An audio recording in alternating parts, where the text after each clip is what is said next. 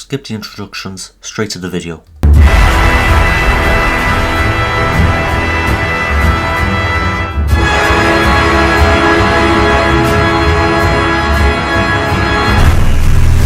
In the middle of the 19th century, Moses Hess formulated the first written principles of communism. In 1862, Hess, or the Communist Rabbi as he was called, wrote the book Rome and Jerusalem, in which he laid the foundations for a Jewish nationalist movement called Zionism. In the book, he called on the Jewish people to become separatists and to prepare for the creation of a future homogeneous Jewish ethno-state. What is being said here is half true. Yes, Moses Hess was a communist, and yes, he was an early advocate for the creation of a Jewish state. However, he wasn't the first leading communist. At the same time, Karl Marx was writing his theories on how capitalism operated, and suggested that the contradictions within the system would eventually result in its collapse, and in its place result in the creation of a communist system, something which was missing from Hess's proposals, as he was a more classical communist.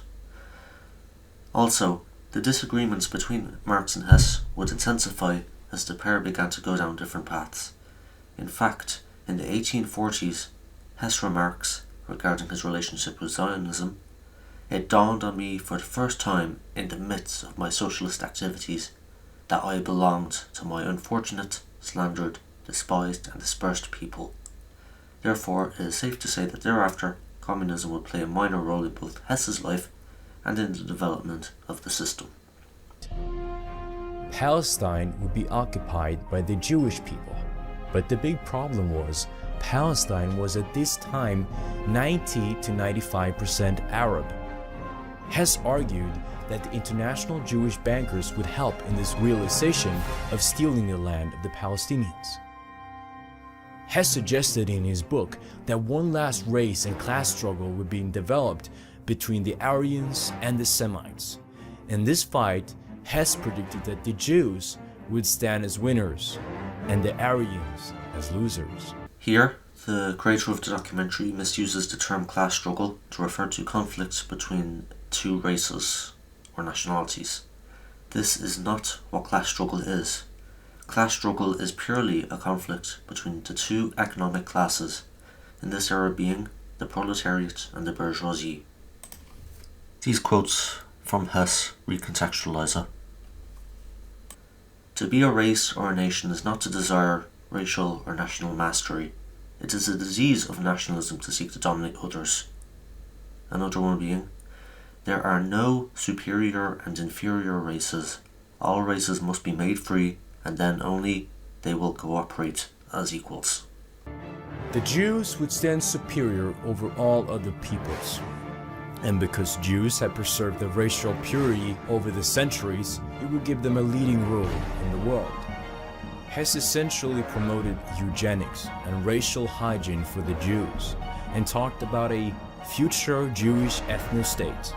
He also referred to Christianity as the religion of death. This was written on the topic of history as a whole. He writes, "I still believe that Christianity was a step forward on the road towards the goal of humanity, which the Jewish prophets termed the Messianic Age." Don't know if I'm pronouncing it right, but anyways. Today, more than ever, I still believe that the present great epoch in universal history had its great manifestation, at least in the history of the human spirit, in the teachings of Spinoza. However, I never believed, nor have I asserted, that Christianity is more than a mere episode in the sacred history of humanity. Instead of a derision of Christianity, as the quote on its own suggests, Hess is instead painting Christianity as an important step in history towards the Messianic Age, that being a mythical future period in which the Messiah will reign and bring peace and brotherhood to the world, as he believes. Fascinatingly, he predicted a future war in Europe, with Germany, Italy, and Austria involved as a part of a race struggle.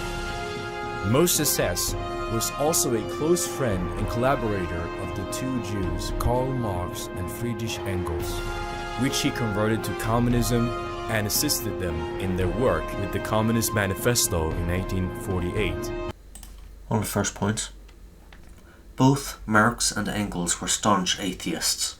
Marx once writing that religion is the opiate of the masses, believing that religion was used by the ruling classes to preserve the capitalist system. On the second point, while yes, Hess convinced Engels to join the communist movement, Marx had at that time already begun advocating for the ideology. The trio were members of a group called the True Communists. Also, Hess wasn't involved in the writing of the published pamphlet, known as the Communist Manifesto. He was commissioned to do so in 1847 by the Communist League, but the draft was rejected and Marx was instead given the task. Marx and Engels would split, with Hess, after a fiery denouncement by the pair in the Communist Manifesto, published in 1848. Over time, Hess's involvement would become more and more irrelevant as Marx and Engels fleshed out their ideas. This proves that socialism, Marxism, communism, and Zionism in fact share the same roots. Although they travel different paths, they have the same common goal: domination of the world. The only man who had any sort of roots in all four of those ideologies is Moses Hess, and even then Hess's contributions became irrelevant as he left the communist movement so early on in its creation. As well as this, Zionism has no connections with communism or Marxism beyond him. Zionism is a purely nationalist religious movement. It does not concern itself with the political economy as Marxism does, and the act of perpetuating this idea is dishonest. Both work and plan for the day when the chosen race shall inherit the earth. Karl Marx, real name Moses Mordecai Levy, was descended from a long line of famous rabbis who were so-called Talmudic scholars. Marx's grandfather was a rabbi by the name of Mordecai. In fact, his grandparents were related to the Jewish Rothschild family. Through marriage, Rothschild would also partially fund Karl Marx, who would be remembered as the Jewish father of communism.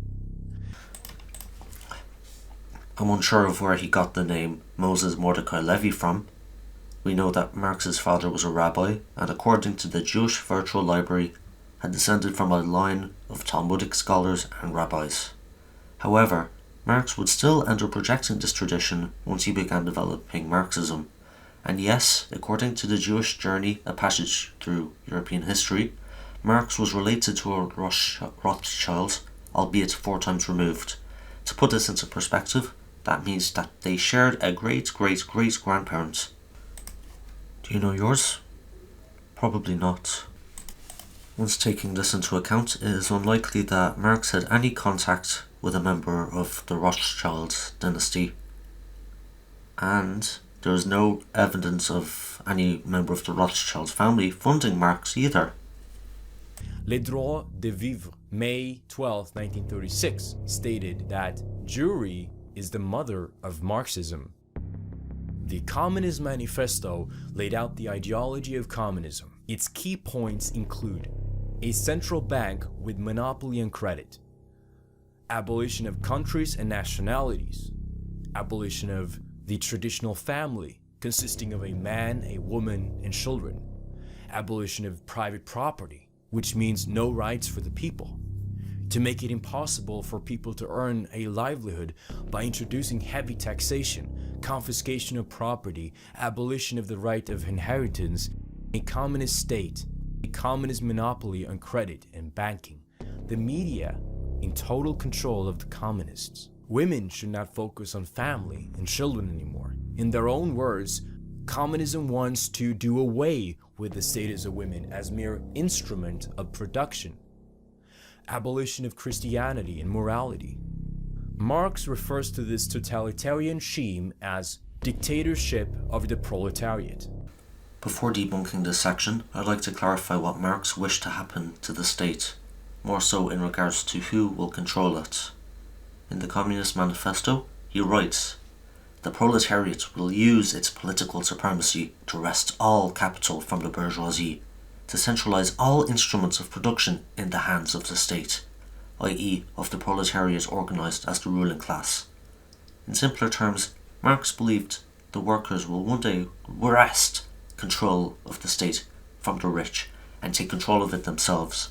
The people controlling the state is the definition of a democracy. Therefore, it won't be a communist monopoly on credit. It would be democratic control of credit, the media, etc. How this would be achieved, however, is beyond the scope of this video. When Marx writes on private property, what he's actually referring to are the means of production, those being the means that the workers use to create goods, such as factories, farms, etc.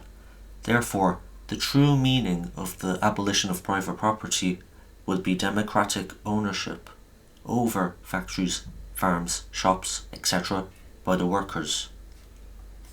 Regarding the abolition of countries and nationalities, Marx does not call for the abolition so much as he predicts their disillusionment. He writes, "The working men have no country.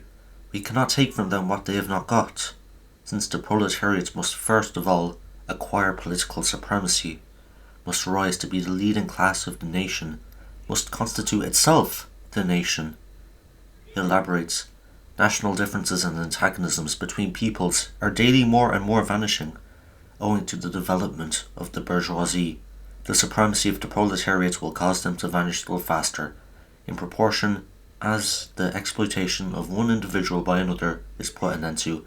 The exploitation of one nation by another will also be put an end to, as the antagonism between classes disappear." Europa's definition of a traditional family as consisting of a man, a woman, supporting their children is incorrect. This sort of family unit is called the nuclear family and has only achieved mass adoption after the 50s. However, during the time in which the manifesto was written, the rich had the wealth needed to maintain such a unit. That is what Marx is wishing to abolish, believing it to deprive individuals of the ability to seek love, replacing it with the need to pursue financial stability. Given the creator's national reactionary outlook on the world, I'm surprised he opposes such a traditionalist policy. As been said earlier, Marx wanted to do away with all religion. Finally, regarding Marx's supposed wish to make it impossible to earn a living, he didn't. He wanted to strip the rich of their wealth, which he believed had already been stolen from the workers, through heavy taxation, so that could be redistributed and eventually abolished. Look, that took a while to debunk because of how many lies and misconceptions are in this documentary. So what I'm going to do is I'm going to leave it at here, and if there's interest in the series, I'll keep going. If there isn't, I hope they can stand on its own merit. So see you next time. Bye for now.